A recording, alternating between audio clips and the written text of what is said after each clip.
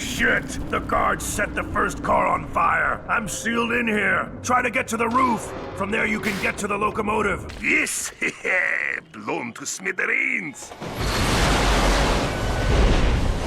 I'm not even sure how I can summarize this game, other than an insanely fast-paced shooter with great environments, insane plot, and human-animal hybrids, like Coco the Mortar Gorilla or the Rhino Dozer. This is also loosely based on the Island of Dr. Monroe novel by H.G. Wells and the 1932 movie Island of Lost Souls, which also attempts to adapt the book, but really just wants the main character to sleep with a panther woman for some reason. There's plenty to talk about, but I have a big disclaimer before we get into things. I know some of you like to just download the game and play it yourself without spoilers, but this game uses Starforce DRM that will mess up your system if you run it without patching it first. I'm serious, don't do it. I'll explain how to install it safely in the fixes section. To talk about Vivisector, first we need to look at the Ukrainian developer Action Forms. They've started in the DOS era with Chasm the Rift, a 1997 classic boomer shooter, and a few carnivore games, hunting adventures similar to Cabela, but with dinosaurs and other odd creatures on a different planet.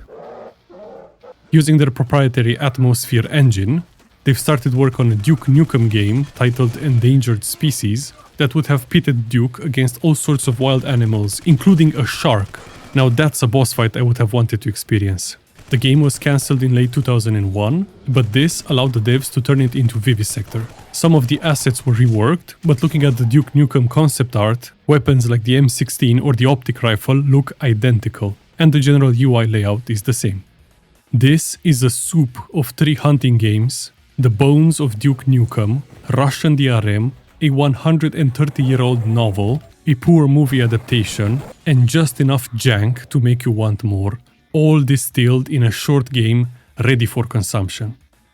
So let's get this thing working. It has been abandonware for a good while now, so you can get it from my abandonware and bother with a 9-step installation process and risk the wrath of the worst DRM in existence, or you can just get the repack by RG Mechanics, which comes pre-patched, and grab the widescreen fix as well if you desire.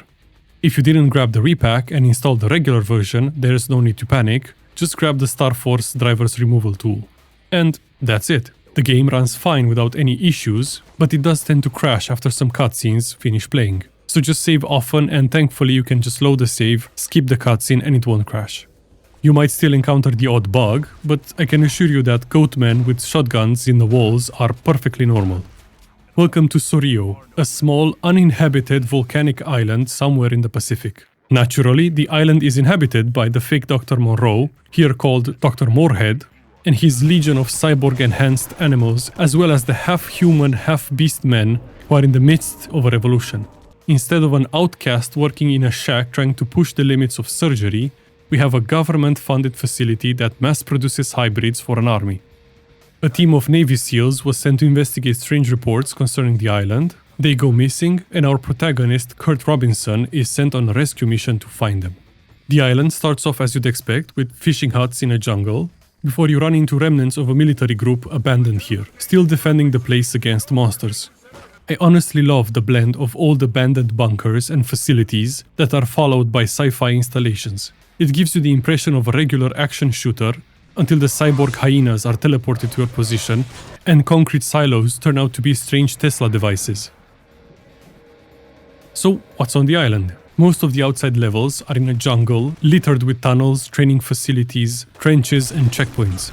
Escaping a mine shaft or a laboratory puts you outside the ruins of large structures, and the sci-fi elements start to ramp up with the Amazon teleporter, ensuring same-day delivery of cyborg animals straight to you, and other strange devices. One moment you're balancing on wires, and the next you're in a web of bunkers on the side of a chasm. I'm not sure how the snowy zones with coniferous trees ended up on a tropical island, but I can't question the realism of a level when literal wolves with M16 rifles are trying to kill me. The vegetation itself and the interior still look amazing, but the ground and the hills aged poorly, mostly because of this fog that limits your render distance. It's alright when you're walking around in the jungle, but climb on top of a tower and you'll barely see the ground. Quite a few levels that put you high in the air would benefit from an increase to fully enjoy each vista and reduce the feeling you're on Cloud City. What starts out as a regular shooter environment turns into a tense exploration of ruins and automated facilities filled with interesting enemies. Speaking of interesting enemies, there are quite a few. Looking past the generic marines, we have a menagerie of cyborg-enhanced animals, from legions of electric hyenas to flame-spitting jaguars and stealth panthers. It's times like these when I miss the whip from Revolution. So these were the usual suspects, but the creativity of the devs shines when the Rhino Bulldozer starts to charge, or when you're surrounded by bear tanks with rocket launchers. It's fun to fight the whole zoo, but things get harder when they start walking on two legs and someone surgically modified their paws to hold guns. Goatmen jumping everywhere, wolf packs with assault rifles, and other monstrous hybrids await you on the island.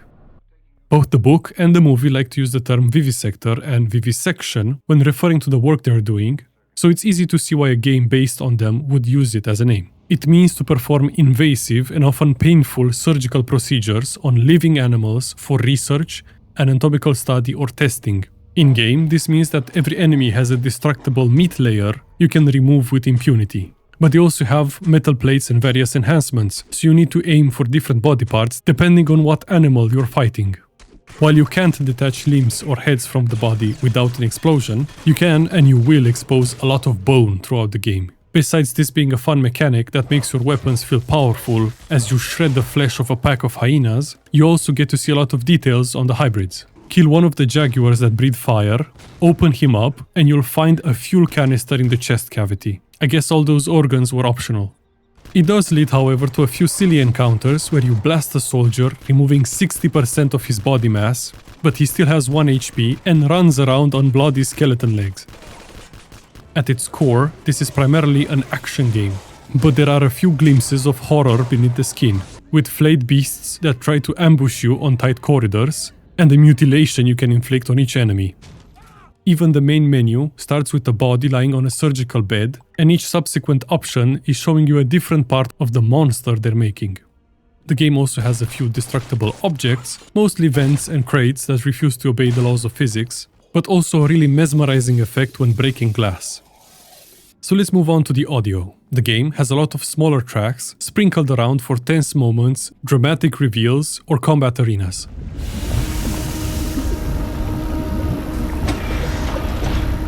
But you'll mostly hear your own guns and the animalistic screams of the beasts you're shooting at.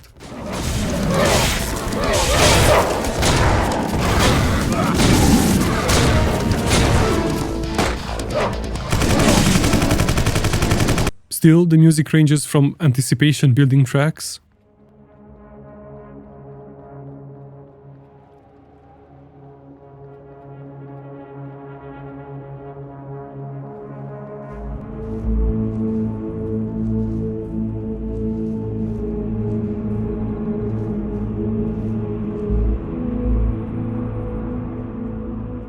to full-on industrial electronic pieces you could have easily found in a Red Alert game.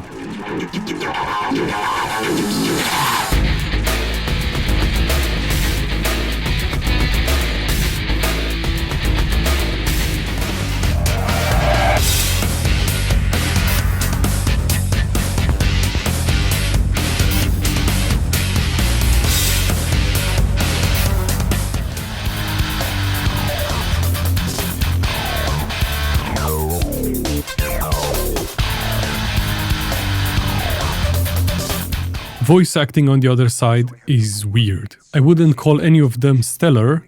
We've lost contact with them and need to launch a rescue mission immediately. That's where we come in. It's mostly just people giving you orders. I did enjoy the sentient lion we're friends with. Paltry humans! You have a penchant for self-destruction. So naive and gullible. But there's also a lot of dumb lines. It's like a pendulum constantly swinging between well-crafted takes on morality, humanity, and the pursuit of science. Faith. People lose faith every day. Our hourglass counts the depths of our souls. Each grain just adds to the void. To just insane ramblings about taking over the world. My new warriors will soon be here, and I'll have access to it. Then I'll find Moorhead and re-establish the order on the island.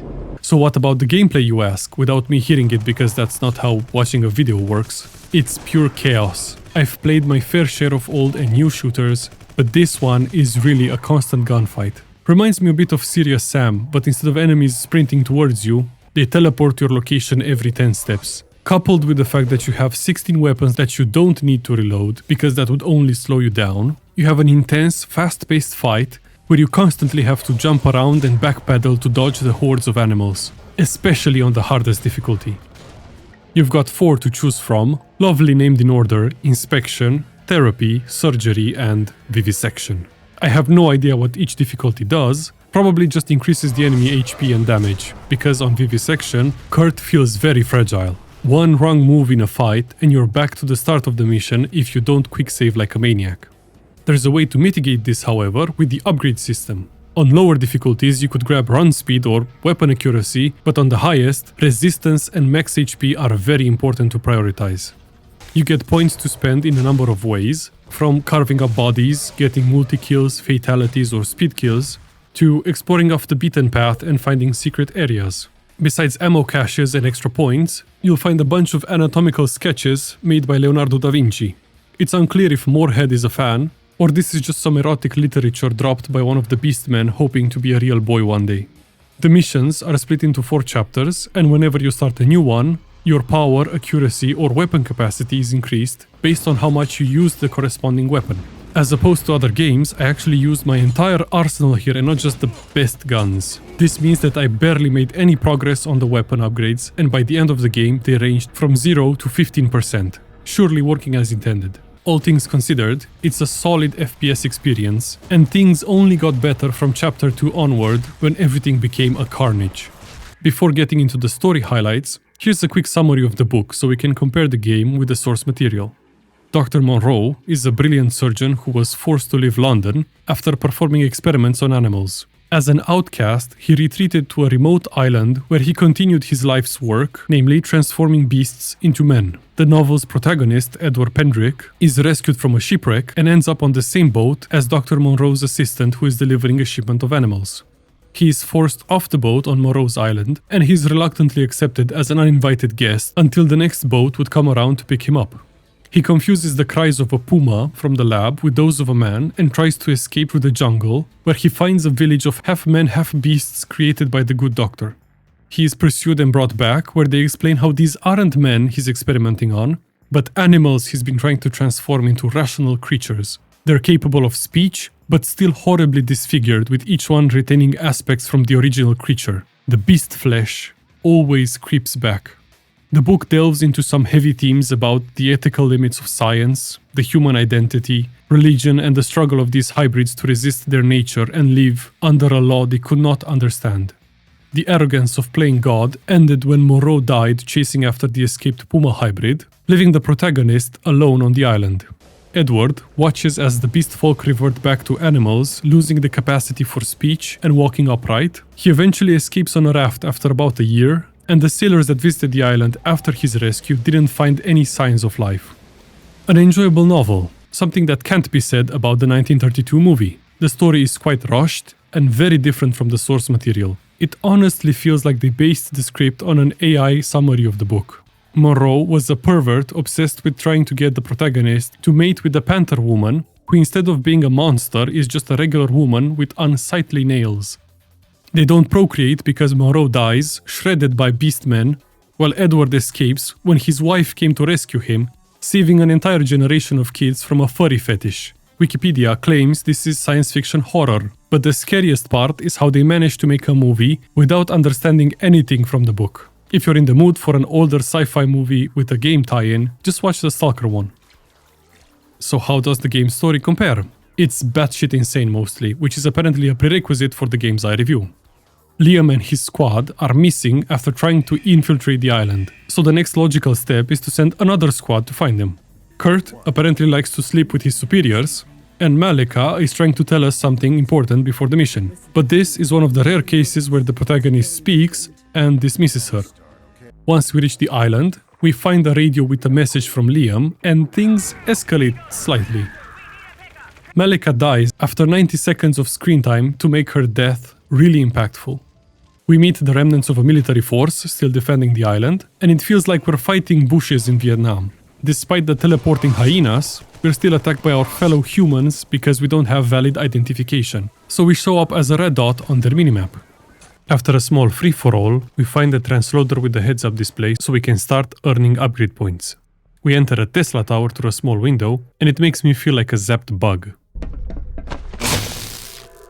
Past the various tunnel hazards and a vivisection patient, we have the first arena of the game. Some waypoints have cages that lock you in and force you to fight waves of enemies while also teleporting ammo and health. Is this a trap for soldiers or a test for me? At least our evac is here.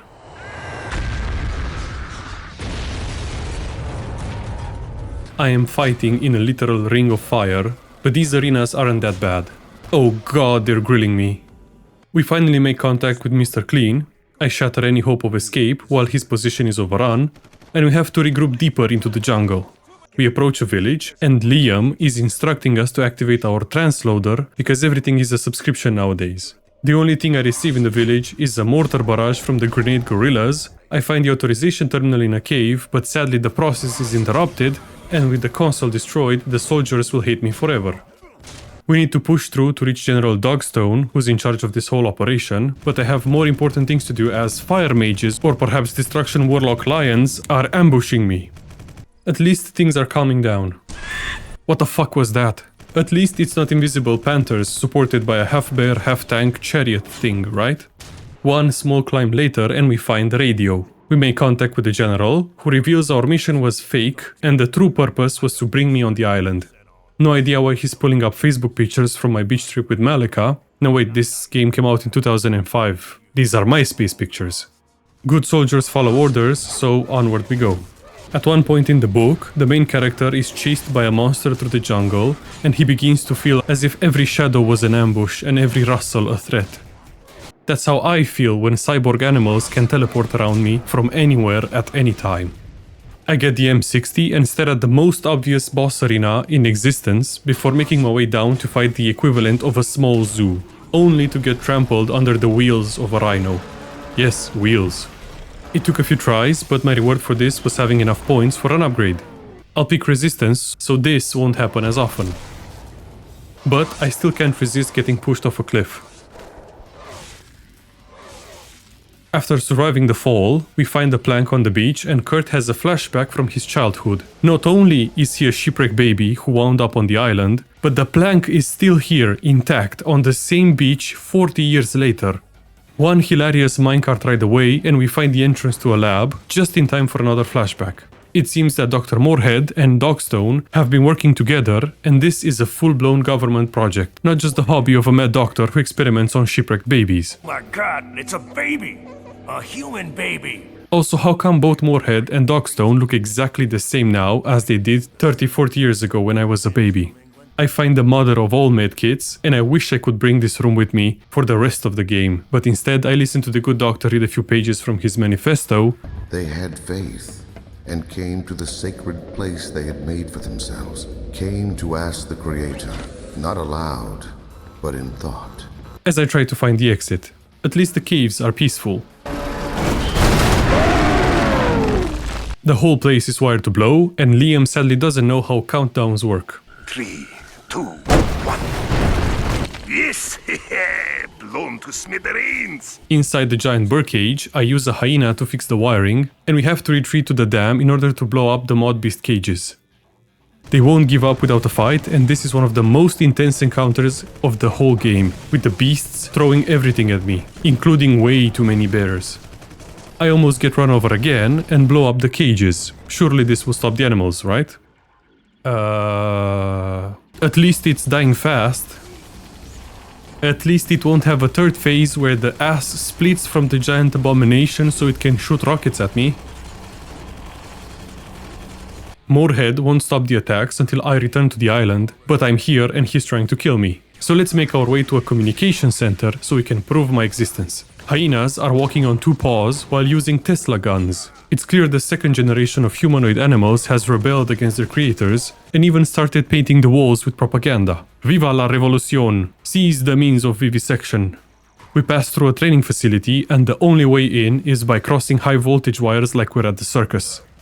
Yeah, he hasn't aged a bit since I was a baby. He does look very yellow though, but you know what they say, the camera adds 10 pounds and jaundice. So negotiations have failed and Moorhead plans to start a new generation of humans that will worship him as God. And he needs me to do it. That's why we're still under attack by sentient animals. We try to escape with a jeep, but things happen while I'm trying to find the switch that opens the gate.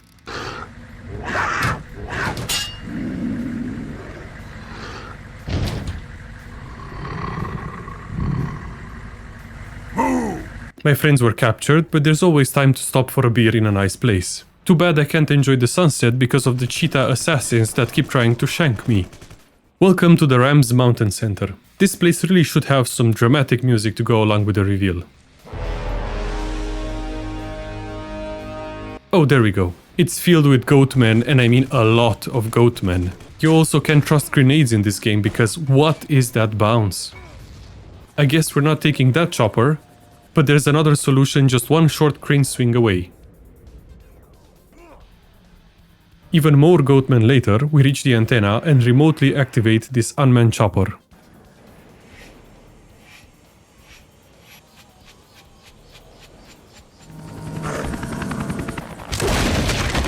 Yes, blown to smithereens. We then fight our way through sci-fi tunnels to reach the most unsafe tram ride in existence. How is this OSHA compliant? Up until this point, I feel like we've encountered interesting animals, but they feel a bit underused since each of them had their own level. Perhaps combining them would make the game even better. I soon came to regret those words. The human-animal revolution is in full swing, and now I'm starting to have flashbacks. Remember, no rushing. The game is quite balanced because while I can massacre an entire elevator of hyenas in what will probably be Exhibit A at my war crimes trial, one goatman with an exploded ballsack can also gun me down. I wonder how is Dogstone able to see my exact position at all times and talk to me on the radio while being imprisoned. Doesn't he have any guards? I'm trying to get in the helicopter, but it keeps ascending away from me. And here you can see the third highest threat to me in this game, my own inability to jump properly. I finally get on, and we arrive at the Lion's compound, where Liam and the General are held captive. Once I get rid of unwanted passengers, I resume my Fortunate Son vibes and get into another crotch shooting match on the elevator ride down. I break them out of their cozy prison with unlimited radio contact, and in what I can only describe as a Scooby-Doo situation, they send me to disable the alarm, then leave without me. One game of Whack-A-Cheetah later, I make it out just in time to join my friends. Sorry, Liam. You have to stay here. Huh? What's going on? What was that sound? The lion makes some good points, so it's time to join the war on furries on the side of the furries. Me to him.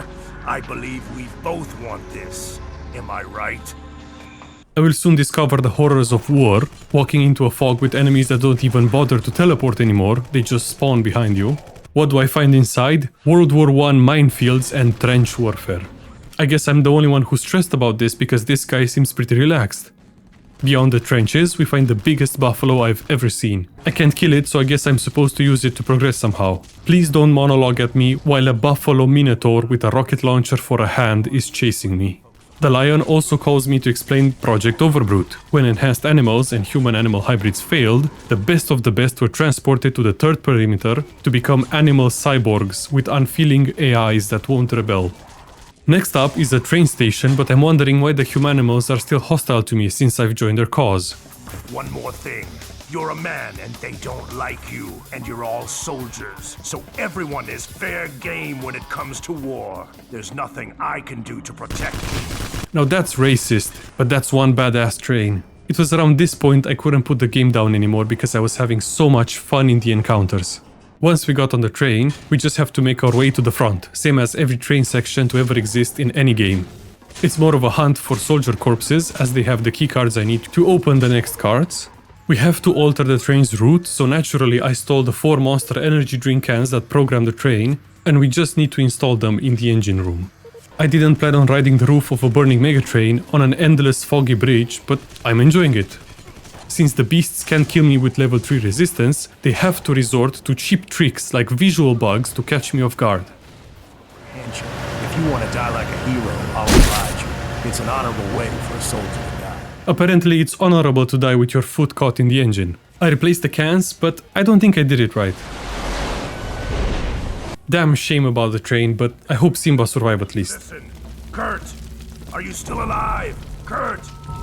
A short walk through a mine that has way too many ammo crates leads us to the train cart where the lion is trapped. I use my superhuman strength to move a boulder out of the way, but he decides to phase through metal. So I'm not sure why he didn't just escape that way. He probably can't pass through stone. The game feels I've been enjoying myself too much, so now it's time to fight the overbrutes. They call them that because of their overtuned stats and high damage.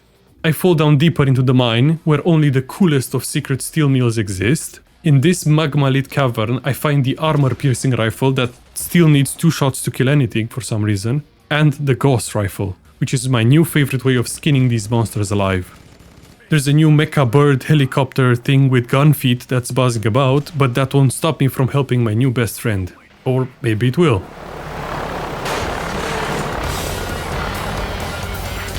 Inside the factory, we have to deal with toxic gas, Puma women with M60 rifles, and the weird ragdoll effects from the steam vents. All of this molten metal looks way too delicious to pass up. I goof around riding the smelter cauldrons, and I pretend I understood the instructions given to me. The arm in the cab opens the transport gate. Activate it and get down here. I blocked the door leading to the control panel so the wolves can't get to me. Go through the metal rolling line to get to the trolley. Sorry, it's the only way. Hurry up before they break the door down. So much of this reminds me of Jedi Academy, from the train sections to the production line you have to navigate. Gods, I should just replay that instead of inserting references to it in every video. Anyway, thanks again for the help. This cart leads to Moorhead's lab, where I meet with his loyal staff and help them move a special project into containment. It's the Panther, of course. The hybrid that killed Monroe in the book, and the woman they tried to bang in the movie is here.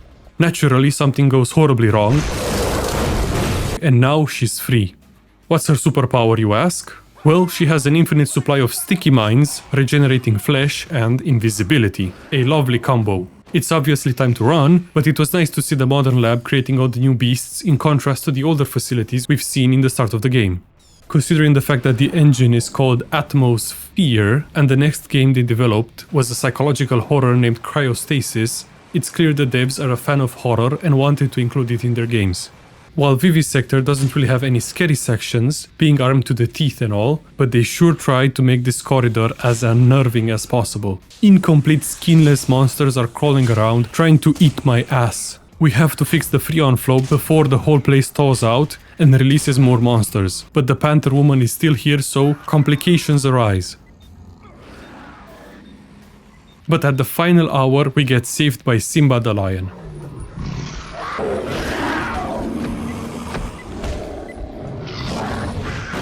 I can't give him one last hug without blowing up the whole lab, so this is goodbye, my friend.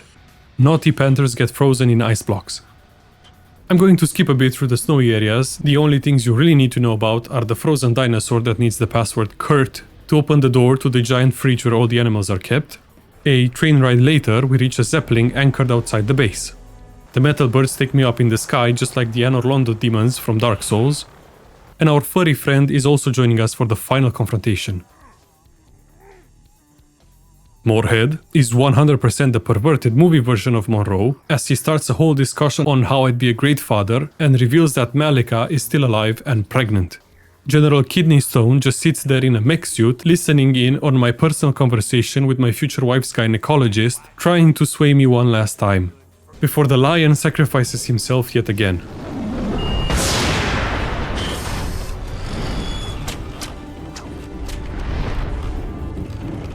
They should have called him dog shit, as the final boss fight was very underwhelming, and I honestly had more problems with the Rhino Dozer from the start. Here's the full fight.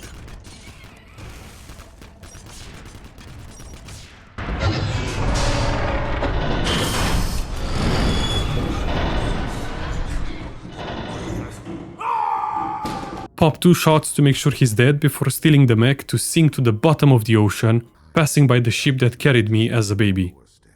Apparently my child is the future of the human race. He probably chose me for genetic experimentation to be the only man with hair on the planet, since everyone on the island, and I assume the world, is bald. The room floods, and we escape with Malika to the surface, where she wakes up along with the genetically modified baby. I'm sure I'll be a great father, teaching my kids how to run faster based on how many kills they have. I just wish Dogstone was alive for the birth so he could go. My God, it's a baby! A human baby! Truly an insane tale. Good thing the gameplay is up to par on this one. There's also an older trailer for the game called Vivisector Beast Inside, which is quite different from the game we have now. With ending choices and different playable characters, namely Kurt, Liam or Malika. It's funny how Liam seemed to be the default character and he's the one depicted on each of the skills in the upgrade menu. We still have the same animal revolution, similar gameplay in the Ring of Fire arena, and the scene where we have to jump off a cliff. Was Kurt supposed to be Moorhead in this version? These creatures, you're going against the ways of God! General, looks like you still haven't understood anything. I am the God. I'm not sure, but I can say this whole thing was great gameplay in enjoyable environments, probably a lot more relaxed when played on a lower difficulty. 5 out of 5 Panther Icicles. If you're wondering why there haven't been any new videos in a while, and what's up with the giant bloody hole, I have an answer for both. I went through the worst appendicitis this side of Europe, and after a bit of vivisection of my own, the traitorous appendix has been removed. This meant quite a bit of bed rest, with no way of sitting down to play or edit anything. But for a brief moment I was a textile cyborg, half man, half thread with all the sutures I had. All is well now, and I'm excited to play Cryostasis one day because I already played Chasm the Rift a long time ago. I hope you're doing well and still playing those older games. Take care and I'll see you in the next one.